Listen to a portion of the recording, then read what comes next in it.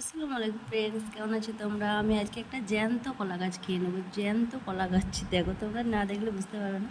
তো এটা কী বলো তো, কলা গাছের থোড়। তো আমি এটা রান্না করবো আজকে। তো কীভাবে রান্না করছি তোমরা দেখো। ভালো করে আমি কুচি করে নিয়েছি। কুচি করার পর আমি জল দিয়ে ভিজিয়ে রেখেছিলাম। তারপর আমি ভালোভাবে সেদ্ধ করে নিয়েছি। সেদ্ধ করার পর আমি ছেঁকে নিলাম।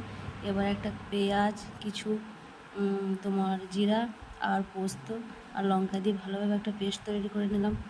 তারপরে তোমার কড়াতে তেল দিলাম। তেল দিয়ে তোমার ওই যে মানে সেদ্ধ করে রেখেছিলাম থোড়টা দিয়ে দিলাম। তারপর দিলাম নুন আর চিনি দিয়ে ভালোভাবে নেড়ে নিলাম। আর ফোড়নে দিয়েছিলাম একটু মতো কাঁচা জিরা।